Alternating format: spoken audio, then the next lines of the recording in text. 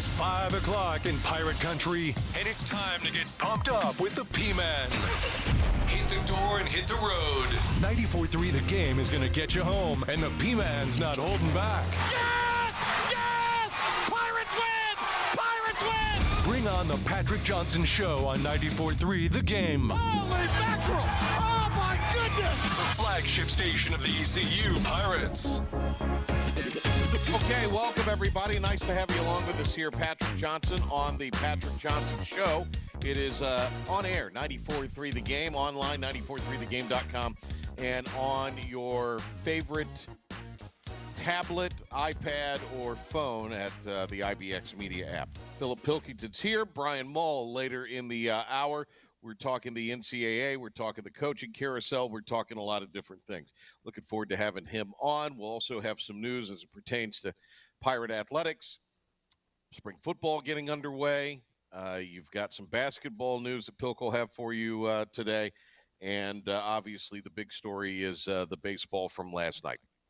So, Pilk, again, you know, I know more than the average bear about what goes on behind the scenes of a lot of things. And so, smarter than the average bear. That's what I was going for there. But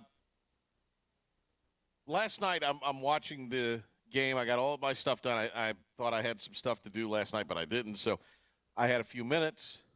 I had little meal, little din, and said, okay, I'll watch this game and check it out. Pirates score a couple of runs early, very exciting. Duke answers. 6-4 is the final. It rained pretty hard up there. I'm surprised they didn't have them at least go back to the dugout for a minute. Of course, I don't think those dugouts are covered, so it probably wouldn't much mattered. But 6-4 was the final. Pirates had a chance. I made it to the Braden Burris home run. And then I sleeked into the bed, put the game on, and fell asleep. Had every intention of trying to stay up and watch the end of it. But that was not happening. So, I didn't see all the fireworks in person. I've obviously since watched various versions of this. The clip itself from the ACC network that has been sent to me. The fan video of various angles of how all of this went down.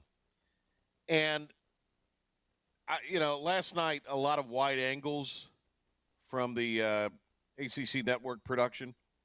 Now, they're producing that on campus. I've worked with those people up there. They do a really fantastic job. But you have announcers that were not on site. They were remote. You don't have – you probably have people running cameras in the stadium, I think, unless they're on remote, which a lot of them are on remote now at these sites. And that's fine. And so, I don't know if what was said was lost in translation. And I've had various people from various places tell me what they think was said, what they think went down, what they think they read as far as lips go on a television screen or a phone screen or what have you. But nobody knows. Nobody has said, to my knowledge, nobody knows. You have two coaches ejected, two coaches sticking up for their players and for their programs. Should you be yelling at another player on another team that you don't coach? Probably not. In fact, definitely not. Not saying anybody was, but you do stand up for your players. Was the Duke guy acting like a jerk? Sure. But, we had an ECU batter in a series earlier, I think during the LeClaire, that was gregarious over being walked and to slam his bat. But he was – and so I think this goes back, and we're going to have Mike Mullis on the program tomorrow. Mully's big thing has been, as he calls it, the sellies, the celebrations, the personalities that have come out. And I think personality in baseball is something that's sorely lacking and is needed. Now, I'm more talking the major league level. But also those guys know if you show too much personality, some other guy who's making millions of dollars a year is going to plant one in your ear. So we don't know what was said. I just know there's no love lost between these two. And there's probably a little bit of a edgier rivalry factor with Duke and ECU, more so than maybe Duke and North Carolina. I'm not saying it's not there with ECU and North Carolina. I'm not saying it's not there between the Pirates and the Tar Heels, but there is an edgy factor there with the Duke and ECU programs. I would put it right behind NC State and maybe right up there with Wilmington. There's a little edginess between the two sides. And that's good. It's a positive thing. Pilk, anything to add to that? I know you guys probably talked about it extensively today on Steven's show. But that's just sort of my 2 cents as I sit here. Look, we don't know what was said. Again, there's a lot of people that, have their own version. But unless somebody was truly in earshot. And then, I've also heard it said, well, boy, those guys were both ejected quickly. One was across the hoop.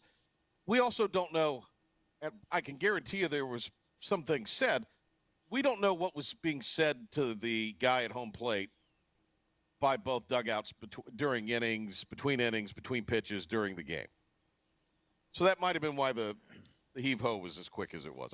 Again, we don't know. I don't know. I'm just sort of reacting and thinking through this based on the information. And look, I could have stayed up and watched the whole thing. I don't think I would have any clearer indication of what happened because, again, of the way that game was produced. There's nothing wrong with how it was produced. That's how all of these games are produced for spring sports, to save money. You didn't really get maybe a feel or the in-close angles that you would get if it were a true, Fox producing a major league game or even ESPN producing a major league game. Again, I know how these games are produced up until the ESPN level. Everything's done on the campus. The ACC schools have gorgeous studios, state-of-the-art. Launch rockets out of those studios, Pilk. That's how state-of-the-art they are. But, Elon built you studio. also – right. You don't know if you've got somebody who is experienced running the they did a fine job. Yeah. But I just, like, with the way it was produced, a midweek game on the ACC network, it wasn't like you were going to have microphones picking up what was being said. Do you follow what I'm getting at there? Yeah. We are left to draw our own conclusions. And for a lot of the people, even the well-intentioned people, shouldn't be left to their own devices to draw conclusions. Yeah, this is not as cut and through as the Veritek A-Rod fight. We know what happened in the Veritek A-Rod fight. That's you're a right. favorite of yours. You love to go back to that one. I do. To your point, yes, no, I agree with it's tough to know exactly what was said. I will say I'm not going to be upset with either coach for defending his player if that's what he was doing. Sure. You got to go Papa Bear. You have to. You're the dad. You're the Papa Bear. You're a father figure. That's your cub that's being picked on. All for it. Like you said, now the quick trigger thing. It felt quick, but again, 8.5 innings in, we don't know what's been said. As someone who's done officiating, if that was the top of the first, I would have said extremely quick trigger because there wouldn't have been time for anything to have escalated. But maybe the dugouts had both already been warned. Maybe there was already chippiness, and again, stuff that we don't really always see on TV, especially when it's not the worldwide leader when it's a Sunday night baseball. Remote, right? Yeah. It's a remote broadcast. When it's a remote broadcast, and that's what it was from all angles. And again, there's nothing wrong with that. Yeah, absolutely nothing wrong with that. And I can tell you, not having announcers on site, sometimes things are missed in translation. Oh, 100%, because they can only see what they don't have the peripheral vision on TV right. that when they you're have. Remote, you're only as good as your producer and director. Yeah, and camera guys, yeah. So there's that. Going back to what you said, and I thought it was really interesting what you mentioned, Patrick, about the rivalry aspect. From a fan standpoint, East Carolina, North Carolina baseball, 100% more than Duke, East Carolina. But on the diamond, between those lines, I think you're right. And here's the biggest reason. You and I talked this morning. We said there's not much love lost between Chris Pollard and Cliff Godwin. Cliff Godwin and Scott Forbes, they're boys. Right. There's a buddies. lot more.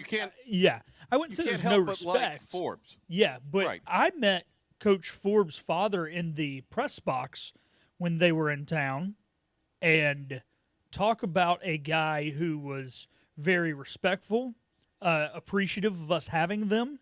He had nothing but nice things to say about Cliff Godwin. He genuinely wished us luck the rest of the season. I only talked to the gentleman for 2 or 3 minutes and was just, you can see where it comes from Scott Ford. So I'm not saying Chris Pollard's not a good guy, but the point is you could tell the respect he had for the East Carolina. Yeah, but you could tell the respect he had for the East Carolina program, the respect he has for Cliff Godwin. Like I said, there's a reason that series happens every year. They're friends. Right. They're competitors. They want to win, but there's friends, and I go put it a good point today. There's a reason we used to play Duke twice, and now we only play them once. CG and Coach Pollard are not they're not sharing a beer in mid-October. There's a little chippiness there. I mean, look, they're two programs that have yet to crack the code and get to Omaha. So there's that aspect of their similarity. Pollard took Duke from an also-ran, a never was since the 60s, to a program that was just outside the top 10 in the preseason and is playing pretty well. They usually get better as the year goes on. We obviously know the success of where ECU has been, especially the last handful of years. So, yeah, there's a lot of chippiness there. I go back to, I don't mind the personality if it crosses the line and you're showing somebody up. But I think, too, you have to also maybe rely on the players to a degree to police themselves. Right? I know the bases were loaded when the guy walked. Yeah. But should the next guy have one in the ribs? Look, I'm all for – here's my thing. If I think I've been hit on purpose, I'm going to show a picture up. But if I draw on a walk – just over an insurance run. Yeah. I know. You just walked and pushed over an insurance. Now, he had also acted like a jerk earlier in the game on something. So, I mean, maybe that's his deal. Look, we were joking on the telecast a few weeks ago. Emma Jackson for softball got intentionally walked against Tulsa. And if looks could kill, her eyes would have – you might have even been at the game. If looks could kill, her eyes were daggers. But she didn't act like a fool. She was pissed. She was also intentionally walked. You weren't intentionally walking in an insurance run. No, you're right. Yeah, exactly. I've seen. Yeah, you don't think Barry Bonds got ticked off a few times when he got intentionally walked back in the day? Heck yeah. But it's a lot different, like you said. Just hey, we walked in an insurance run the bottom of the 8th, and hey, I got my head thrown at, or hey, I got intentionally walked because they're scared of me. It's totally different. Right. Jeff Palumbo after the game says the Pirates did not do enough well to win the game last night. Good baseball games, good midweek baseball game. We knew it'd be a quality team we're playing. We need to get on the road and play a good baseball game. And unfortunately, we did a lot of good things, but just not quite enough tonight. And Coach, on the thoughts on the pitching, which did give up 10 freebies, 9 walks, hit batsmen. Yeah, guys did a great job. I mean, I thought right from the beginning, Jake gave us a quality inning there to start out. Got some tough luck there with losing the ball, and I thought that kind of set the tone a little bit there for some tough ones tonight. But those guys, really from Ethan to Brad, Nick, and obviously Lance in there, getting the big punch out at the end there. So I thought those guys, they've really done that all year, those guys. So they continue to do it. Gave us a chance to get the bats going a little bit and come from behind, and just unfortunately came up a little bit short. But those guys did an unbelievable job again tonight. Yeah, in the third, it was not an error, scored as one, but they basically lost the ball. Don't know if they lost it in the rain, don't know if they lost it in the lights in the rain, but it's a lack of communication, but there you go. It's a hit on the score sheet. It's a error on the analyst sheet. Right, yeah. All right, we got to hit a break. We got Brian Mull in the offing, so let's hit a timeout. We'll come back, we'll go to Mull, and we'll shift gears to basketball. But, look, Pirate baseball, it continues to be very much a work in progress. Stay tuned. Patrick Johnson Show.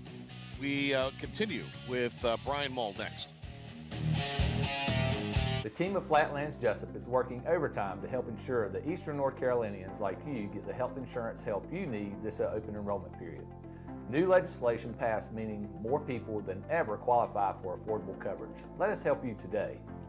Are you ready to tackle those yard and garden projects? Come by East Carolina Tractor and Fleet, your local Coyote dealer, and check out their great selection of residential and commercial Coyote tractors. From zero-turn mowers to compact tractors to skid steer loaders, they've got you covered. Some with 0% financing for qualified buyers. Stop by your hometown Coyote dealer, East Carolina Tractor and Fleet, across from the Pitt County Fairgrounds, or online at ectfleet.com. East Carolina Tractor and Fleet. We dig dirt.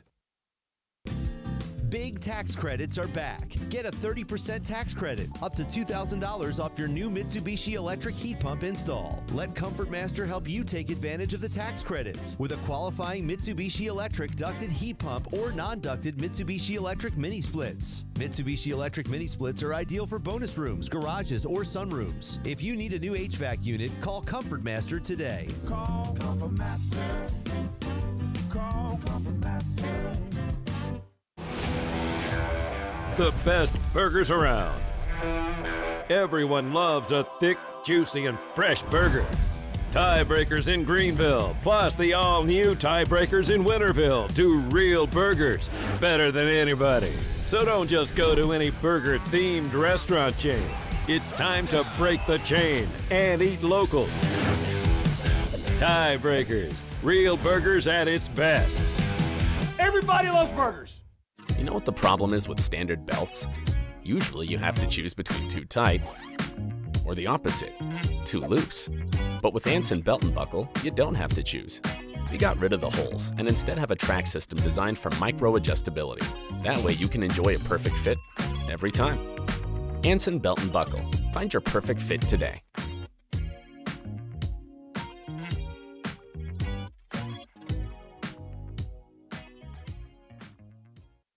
Healthwise Pharmacy rounds the bases with all of your infusion, retail, compounding, and medical equipment needs. Locally owned and operated by pharmacist Marcy Parker, Healthwise has grown to be your most trusted provider for infusion services. Currently providing in-home or on-site infusions in North Carolina, South Carolina, and Virginia.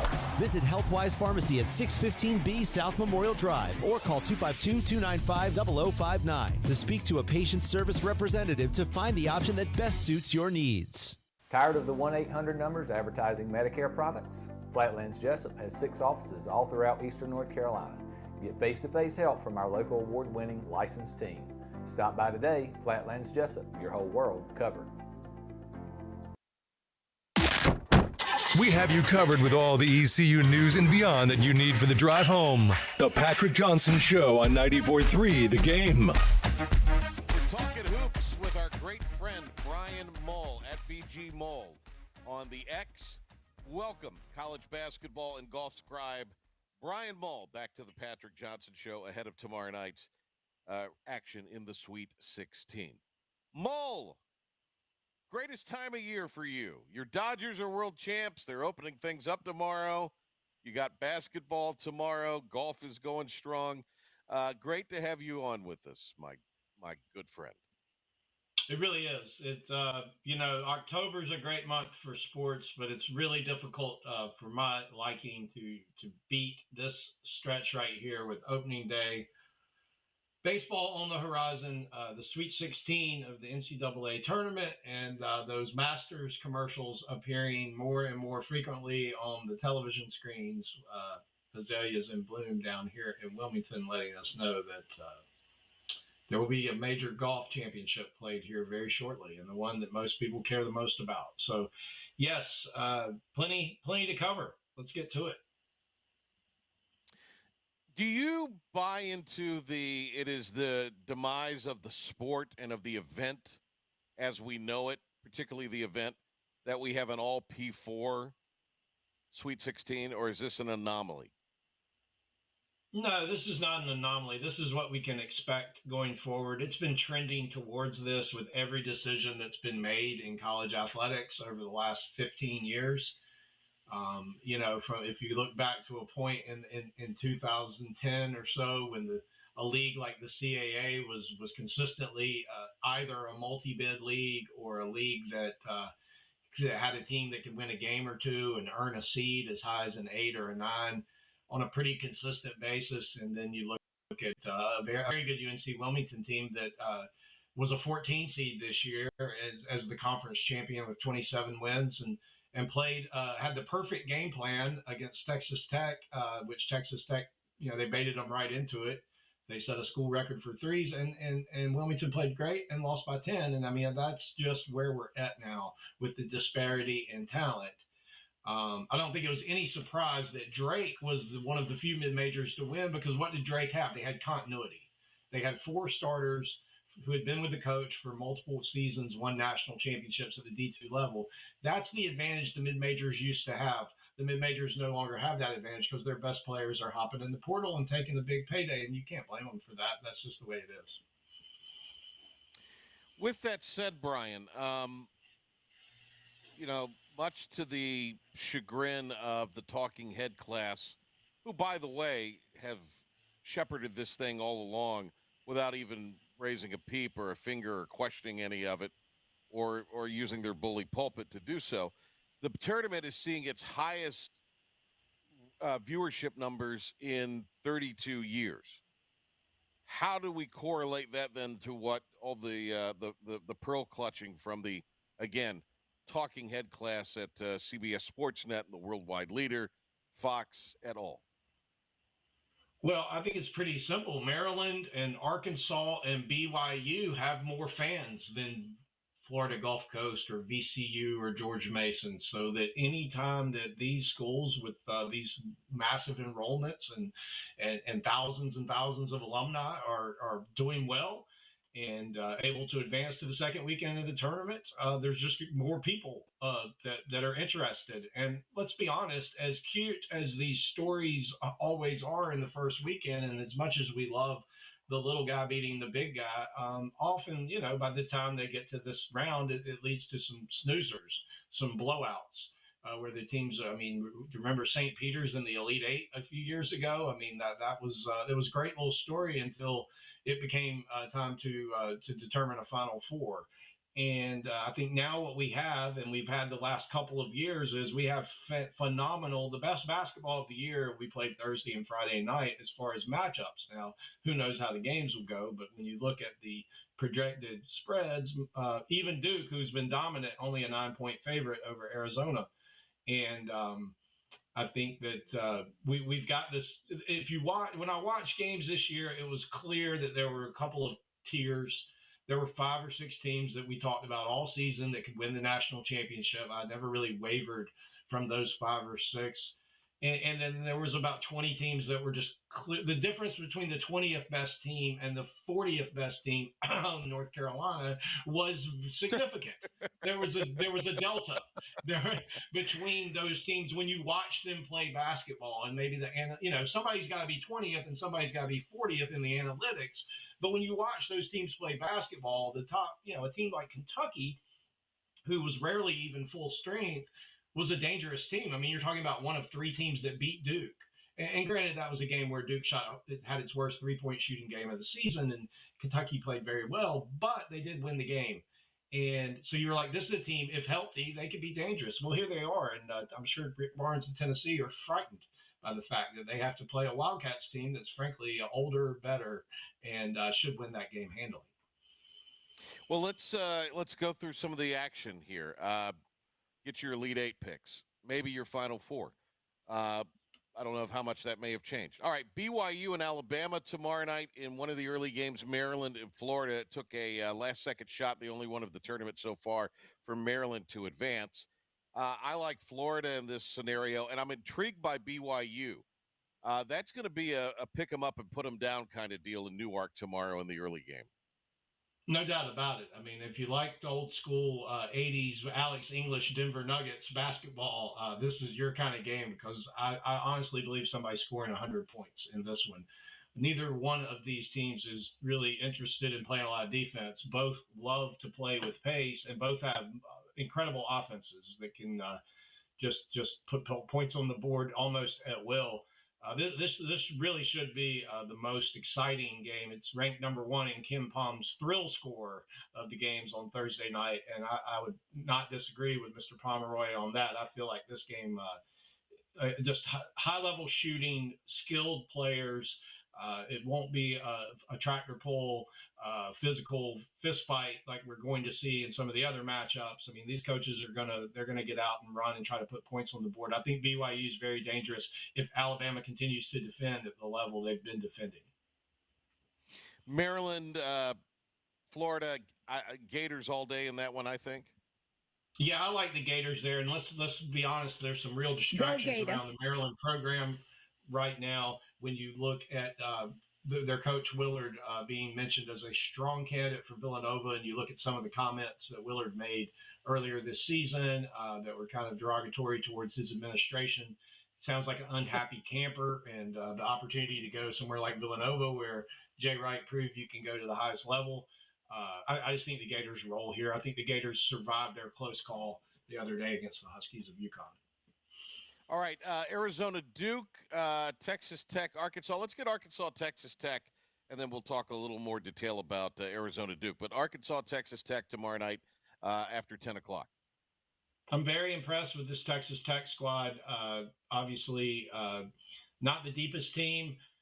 But Grant McCaslin's probably a top 10 or 15 coach in the country when you look at what he did at North Texas and then now how he's elevated this Texas Tech program. They need to get Chance McMillan back. He's a knockdown shooter, take some of the pressure off of Toppin on the inside. But Darian Williams is one of the best players in the country that nobody's ever talked about. I mean, he's an absolute force at 6'6", 230, can score in a variety of ways, and nobody's taking a charge on him unless they want to go to the hospital. He's a problem, and Elijah Hawkins is the kind of point guard that you want. 7 assists, no turnovers in their second round game, 16 points. He's just a steady hand, can play 40 minutes if necessary, and probably will. But they need to get McMillan back. But I think either way, they've got enough. Cool story for Calipari getting Arkansas to the Sweet 16 in his first year. Kentucky fans wondering where the heck this was the last 5 years, but they're pretty happy with where they're sitting as well. All right, Duke, Arizona, and Caleb Love again facing the Blue Devils in the NCAA tournament. Yeah, Caleb Love's going to get a lot of Tyrese Proctor. I went back and watched the replay of that game, and Proctor was in his shorts and had him just confused and almost disinterested. I do think Arizona's better now than they were, but I think Duke's a lot better, especially on the offensive end. You have to remember they only had 2 players coming back. Caleb Foster was still playing point guard, and they've got Sion James in there, and they've lost 1 game since. And we've yet to see in this tournament the Cooper Flag takeover game. He may not need to do that, but there will become a time when it's going to be, let's see who can guard me. I think Flag has done a phenomenal job, especially early in these games in the first 2 rounds, of making sure he's unselfish in getting his teammates involved, something he's done all year. But at some point, they may need him to just say, hey, I'm the best player on this court, and I'm going to go get buckets. And he can do that against this Arizona team if he needs to. I think Duke rolls another double-digit win. Brian, if Duke does get in a close game, are you a little worried about them? Because let's be honest, they're not battle-tested at all.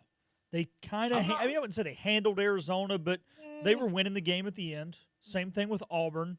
Really, their only close games, playing from behind at the end, they're 0-3. I'm not that worried about them when you look at the last month. They had some real game pressure in the regular season finale at Chapel Hill where they were down by 6 points, 6 minutes into the second half. They had some real game pressure against North Carolina. Now, they did not handle it well in the second half of the semifinals, but Cooper Flag was a spectator in that game, and I mean, he was certainly missed as everybody's role had changed. And I think they, you lose at Clemson. I would have pegged that back in October. That was a game that they were going to lose in the ACC. I mean, winning is their Super Bowl, and now they're getting ready for football down there. I don't look at the Arizona. I mean, the Kansas and Kentucky games might as well have been played 20 years ago. When you look at how much this team has grown, and really how much Cooper Flag has grown. I look just even at his interviews. He was very deferential and humble earlier, and now he's like taking tongue-in-cheek shots at his coach, saying he doesn't really believe in this whole white Mike phenomenon. Cooper Flag has looked around college basketball and realized, if you can't find the man, then you probably are the man. It reminds me a lot of the Larry Bird comments when he joined the NBA, and he said after a few days he realized this league wasn't that much either. And I think Cooper Flagg is at the same level in college basketball right now. Larry Bird, love that everybody's putting out on social media nowadays. I'm here for it because for the longest time, I think we didn't. There was a lot of, a lot of the great. That guy wasn't as good. Larry, as the great Reggie Miller said, LeBron or Bird. Yeah. To quote Reggie Miller, Larry Joe. I would recommend Today's rules where you can't touch a guy on offense, Larry Joe. Yeah, where skill's rewarded like it is in the NBA, where you're seeing players like a Kyle Filipowski, who's potentially going to be the rookie of the year because he can't get tackled every time he touches the ball like he did last year at Duke. Yep.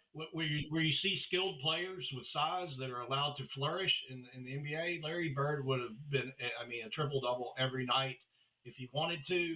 I would recommend for anyone to spend 30 minutes and go on YouTube and find the respect for his trash talking in game from legends, Isaiah Thomas, Charles Barkley, Reggie Miller, even Michael Jordan, who didn't really want to say anything nice about anybody.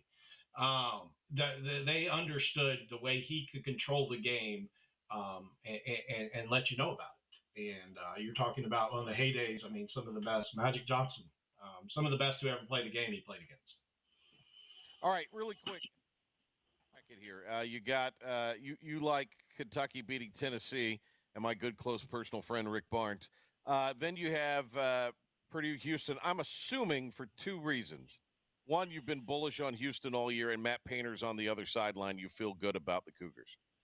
Yeah, Purdue's had a nice little run. I mean, I think it's they're going to get to the Sweet 16 coming off a national championship or runner-up situation, but this Houston team's.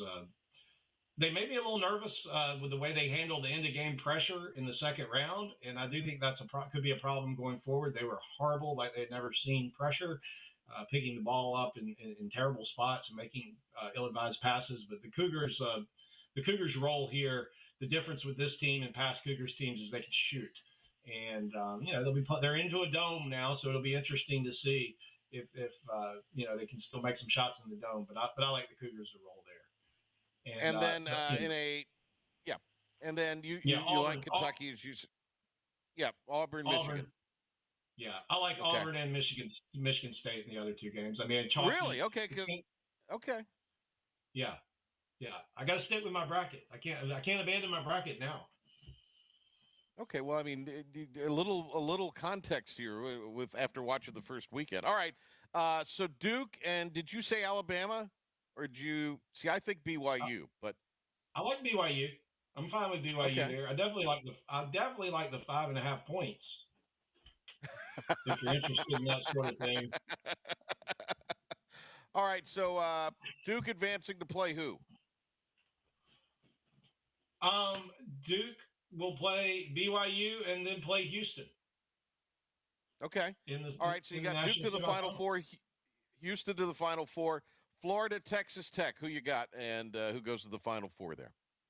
I still like the Gators there. I just think they're pretty complete, and Walter Clayton Jr. is a problem. Michigan State, Auburn. Michigan State's playing really, really well in the last 6-7 weeks. I have liked the vibe of this Michigan State team all season. The Big Ten wasn't overly impressive, but has done pretty well in the tournament. And I think Izzo finds a way to get back to yet another Final Four. Okay. All right. Very good stuff. I tell you what, let's pause here, come back. I want to talk some NIL. I want to talk some coaching hires. And I got, if we have time, one golf note or two. So Brian Mull with us here on the Patrick Johnson Show. When we come back, we will have more with Mull. But first, this. Thank you, P-Man. Philip Hogan here with the 94.3 The Game Sports Flash Update and Pirate Report. Some news in Pirate Athletics today on the basketball side of things. Mike Schwartz has been named a finalist for the Red Auerbach Coach of the Year Award. It was a tough night last night on the Diamond as the softball team fell to Elon 8-7. They'll be back in action at the top of the hour inside Max R. Joyner Family Stadium when they host nationally ranked Duke. Remember that admission is free all season long to the Max. In baseball, they also fell to Duke 6-4 last night. After the game, Coach Palumbo talked about how well Braden Burris has been playing. You know, obviously Braden's been the catalyst there at the top of the lineup since Coach inserted him in there, and again he set the tone, got us going again there with a big two-run home run, and we squared some baseballs up, and unfortunately left a few more guys on base than we wanted to, which obviously ended up leaving us a little bit short tonight. Pirates head to Houston this weekend to take on the Rice Owls. That'll do it for your 94.3 The Game Sports Flash Update and Pirate Report. Take a time out here on the Patrick John Show and be back with more with Brian Mull on the other side of this timeout. Hey, it's Jim Wells again with Wells Roofing and Gutters here in the beautiful community of Lindale, Bedford. At Wells Roofing and Gutters, we believe in quality first. And that's why we use Certainty shingles, which are manufactured in Oxford, North Carolina, a local company. In the event you ever do have a claim or a problem with your roof system, they're local and they come and take care of us in a timely manner. We could leave off some accessories and we could certainly save money, but we believe at Wells Roofing and Gutters in installing the correct way per manufacturer requirements, and we warranty your roof both in-house and also with our supplier who is Certainteed. For a job Wells done, no shortcuts taken, and a good quality job on your home, give us a call today, 252-227-8403. We also offer financing, 12 months, no interest, no payments. This is about you, your family, and the health of all who live in Eastern North Carolina. This is about the transformation of a health system into something more powerful and more human. About creating new ways to treat disease and keep you well. This is about ECU Health, which is to say, it's really all about you. ECU Health. Minds, hearts, purpose. You have a choice when you invest in insurance, and when you choose First State Insurance Advisors, you're working with people you can trust. Clark Stallings has deep ties in the community. His team, including Keaton Smith, Regina Asby, Phil Leyva, Max Joyner Jr., Max Joyner III, and Ginger Smith, provides knowledgeable and professional advice. First State Insurance Advisors is an independent insurance agency. They offer all types of personal insurance as well as various types for business. Call or email First State Insurance Advisors today. We want to be your trusted choice agency.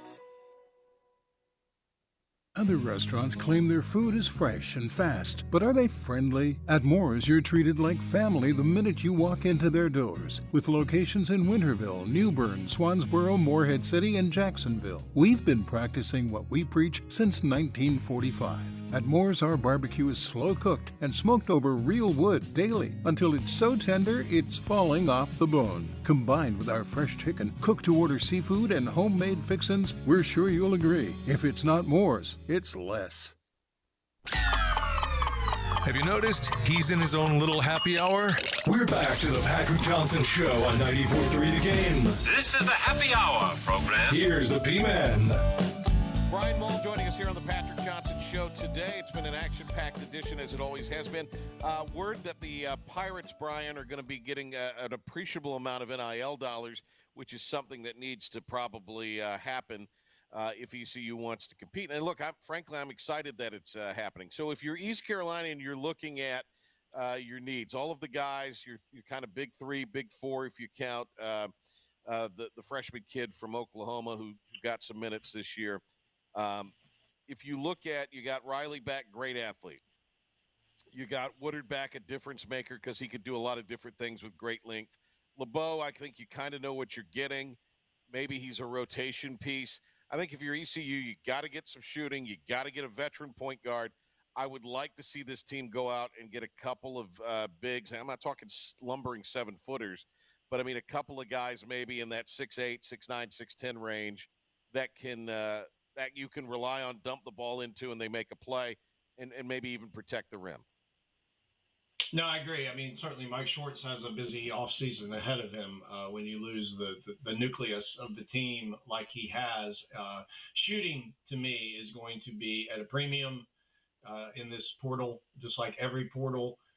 Coaches understand, I think, after watching the top teams this year, that the value of three-point shooting has never been higher, and the value of positional size.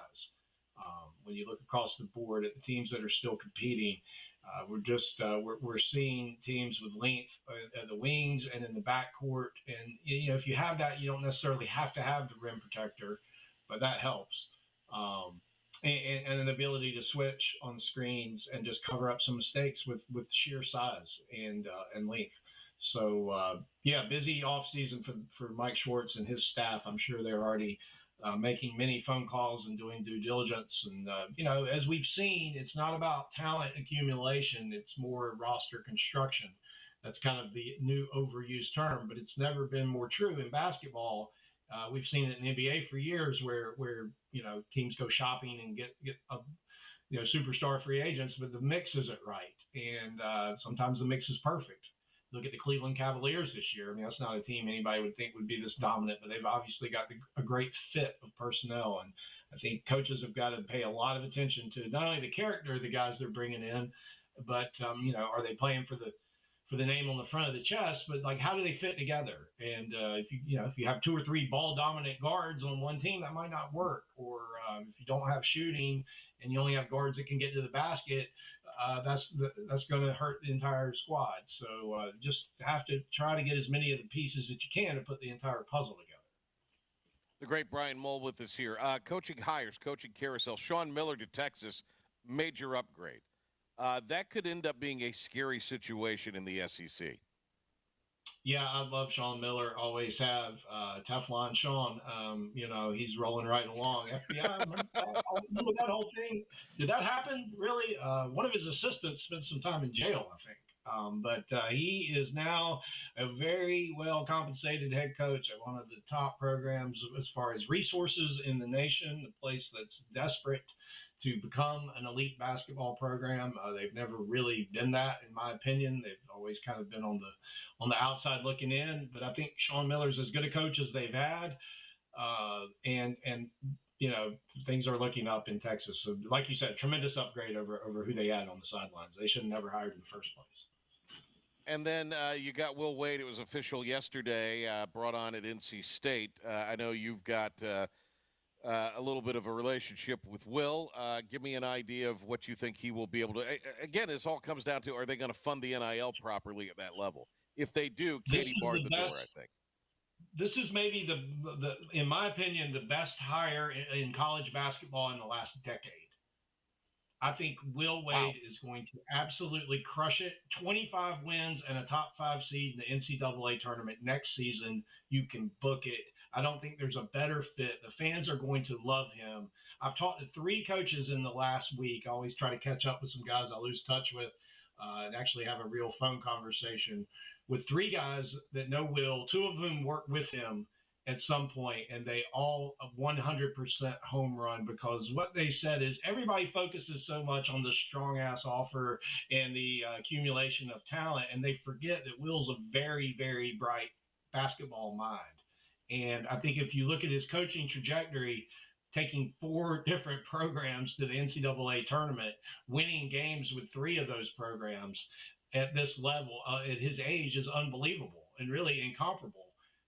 And then when you look at the defensive change they made in his last year at LSU, when he got tired of having a top offense and a very average defense, and they decided to go to the zone kind of matchup, trapping, basically he and his staff sat down in the summer and said, what do we hate to play against? So this was the defense that they hated to play against and prepared to play against the most. So they decided to put it in. And his defensive numbers for his teams have improved dramatically since then. And then when you couple that with his ability to recruit 4 and 5 star talent and his ability to mine the portal and get impact guys and his just understanding of the business of college basketball, I don't think anyone embraces it. He might be the most honest man in college basketball, and he tells his players exactly what is going to happen as far as their playing time, as far as their role on the team. He encourages them to pursue better offers if they have them, and I think he's now found a place. He's matured, and I'm telling you, his personality and that fan base, he is the perfect guy to go against Duke and North Carolina and make NC State relevant, not only in the Triangle, but across the country again. And I'm going to stand by that. Will Wade is going to crush it at North Carolina State. Mull, let me ask you about a couple other coaching hires. I think Virginia's done a fantastic job. Ryan Odom, obviously. But then getting Griff to leave Longwood and go up there and be the GM, that's a home run 1-2 punch. Yeah, unbelievable move there. A bit surprising. Of course, they were roommates and teammates playing for the great Tony Shaver on some high-flying Hampton-Sydney teams, the best of friends. Griff is as smart a man, certainly with his background as a corporate attorney, and as smart a man and as good of a man as I've ever known covering college basketball. Just really, they're going to be a perfect fit there at UVA. And when you look at those two programs, Virginia and NC State, along with what Brad Brownell has built at Clemson, what you expect to get from Duke year in and year out, and you can really see that the ACC is set to rebound from the worst season it's ever had. I mean, we were sitting there at 2:30 last Friday afternoon and 4:30 whenever it was, and there were no teams from the ACC other than Duke that were still alive, which is an embarrassment to anyone who's been a commissioner or involved in that decision making in that conference over the last 20 years. But there are brighter days ahead, and it starts with good coaching. And then Ryan Odom is a great fit at Virginia, and they're going to be back. I mean, here's another guy. He's taken 3 teams to the NCAA tournament, and he's not quite been able to find the exact fit that he needed yet, but what a cool story. He grew up, he's told me stories about rebounding for Ralph Sampson when his father was an assistant at Virginia. I used to give him buckets in Minji's Coliseum during his dad's basketball camp back in the glory days. And I look forward to many good years from Brian at Virginia. Josh Pastner to UNLV. I'm kidding. We're going to pass on that. How about Phil Martelli Jr. to VCU? That's looks like that's going to happen. That's an interesting I want to ask you about a move that was not made. Takeo Siddle signing an extension with UNCW. Yeah, I give UNCW administration and specifically athletic director Mike Oblinger, who came here from UConn, just tremendous credit for as soon as reading the tea leaves and understanding that his coach was going to be coveted as they were amassing wins and winning the championship. And he started working behind the scenes. My sources were telling me weeks ago, going to the donors, not only the existing donors, but new donors here as Wilmington has grown at a just obscene rate over the last decade, and making sure the funding was in place, not only for Takeo and his contract and his staff, but for more importantly, NIL, because even though they have elevated their NIL budget to $500,000 or $600,000 last year, they're still $1 million behind one of their conference competitors, Charleston, at roughly $1.5 million. So narrowing that gap. And finally, embracing what can be a powerhouse program and funding it properly, which frankly has never been done here. I mean, Wilmington has overachieved relative to its budget for 25 years under 4 different coaches. And Siddle probably learning a little bit from his mentor and former boss, Kevin Keats, that it ain't all it's cracked up to be at that next level. So don't mess with Happy. Siddle's got a situation here where he's going to consistently be a contender, and he has a confidence, I'm sure, of knowing that the funding and administration is going to be there. They're going to sell out every game at home, which not many programs at any level can say. And I think just a terrific move for basketball in this state and for the city of Wilmington. And maybe they could get to a point where they can get the personnel where they can win a game in the NCAA tournament. Hey, Brian, great to talk to you. Thanks a lot. Enjoy the basketball, my friend. Always a pleasure. Enjoy the hoops, folks. Brian Mull with us. Great to have him on. All right, a timeout, Pilk. And when we come back, two guys that I don't really I'm fascinated from afar. And they had a fascinating conversation today. And we'll go over some of the finer points coming up.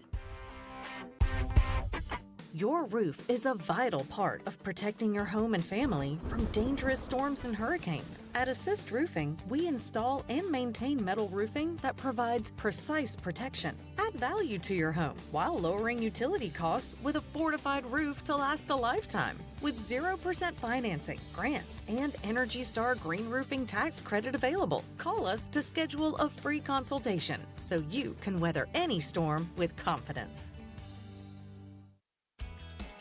Make every day electric on the Kawasaki Electro 20 electric balance bike. Maximize the fun with long run times, impressive top speed, and Kawasaki build quality. Easy adjustability and smooth handling make everyday riding more enjoyable. And the standard MTB type tires provide off-pavement capability. The Kawasaki Electro 20 is the electric balance bike that's built to rip.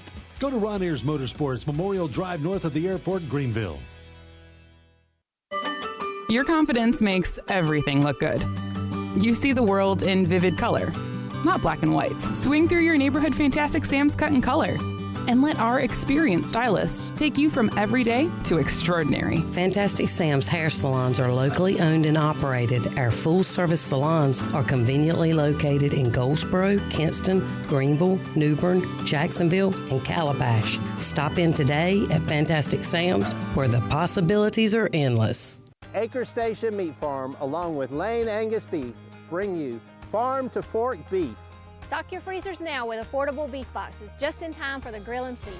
Farm to Fork Beef brings quality local beef to your family. From your traditional butcher shop, Acre Station Meat Farm. Come on down to Acre Station Meat Farm and find out why we're #1 in fresh cuts and friendly service. Acre Station Meat Farm, Highway 32 North, Pinetown. If you are interested in living longer and living stronger, Eastern Physical and Lifestyle Medicine is accepting new patients for a limited time. Finding a caring physician can be a challenge. Dr. Billy Smith is board certified in physical medicine and lifestyle medicine and has been practicing in the area for many years. Call for an appointment now to Eastern Physical and Lifestyle Medicine, 252-364-1108 in Greenville. That number again is 252-364-1108. Looking for a great deal on a new Nissan? At Greenville Nissan, we've got a great selection of new Nissans for under $30,000. The stylish Nissan Sentra, offering top-notch fuel economy. The Nissan Altima, known for its comfort and technology. The Nissan Kicks, the perfect combination with its compact design and performance. The Nissan Versa, delivering incredible value without compromising on features. And don't forget the Nissan Rogue, an award winner for 10 years in a row. Drive it home just for $22 down and $349 a month. Visit GreenvilleNissan.com today. Greenville Nissan, where we drive to serve. And now, the stunning conclusion of the show. It's the P-Man here on 94.3 The Game. So, Pilk, earlier today, LeBeijing James was on the McAfool show. And obviously, there's nothing about either guy that I'm actively rooting for. I think obviously what McAfee's done is remarkable. James's longevity, pretty remarkable. But he opened himself up a little bit with McAfee. It's that kind of Howard Stern, Conan O'Brien, you go on somewhere where you have a little more free form. Brian Windhorst, who I've interviewed a couple times. I like Windhorst. He says that LeBeijing says we're not friends. He got on Stephen A's case. I'm incredibly familiar with North Carolina. North Carolina. Said he was on a Taylor Swift tour run. I don't know what that means. Talked about the Heat and Pat Riley. He suggested that the 03 lottery was rigged for the Cavs, and said he would like to know Michael Jordan better, but MJ will not get to know him until after his playing career. Pretty interesting stuff. I may go back and watch or listen to the audio on this, or watch the video. That might be a listen to in full. I think they post it in podcast form. That might be a I'm on a little drive, got somewhere to go. Listen, because it does sound interesting. I mean, I don't dislike LeBron as much as I play off that I dislike LeBron. I mean, I'm not a LeBron fan by any means, but it'd be interesting to hear him kind of open up, you know? Sometimes you're the bad guy at the beginning and you hang around long enough to be the good guy. And there were people who didn't like Tiger at one time, and now it seems Tom like Brady. everybody's, TB12, Jeff Gordon, list goes on and on. Speaking, really quick here, of Stephen A., we have the mashup. I've got the mashup with he and Petey Pob.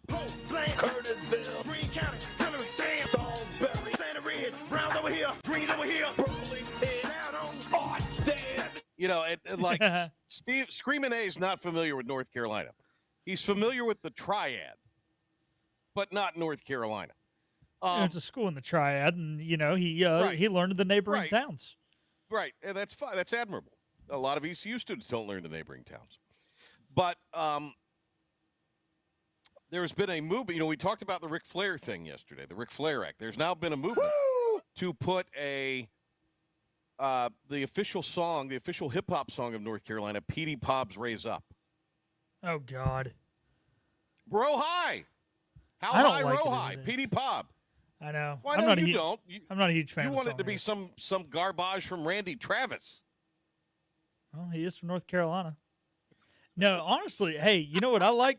I like Charlie Daniels from North Carolina. I think Uneasy Rider 2 should be our official song. Going back where the women are women and the men are men. That's what I want to go back to, baby. This is the official hip-hop song. Not the official song, the official hip-hop. There's no Charlie Daniels hip-hop song. Oh, yeah.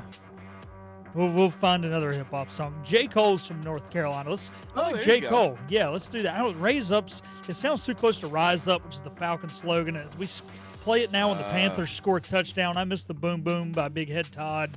It's just, I don't know, the song's stupid. I hate it. All right, get off Pilk's lawn. Thanks, Pilk. We will. Thanks. As long as you stay off my lawn, we can stay friends. We'll be back tomorrow. Morning time on Talk of the Town. Our Children's Miracle Network telethon and radiothon, gets underway tomorrow. And Mike Mullis on the show tomorrow.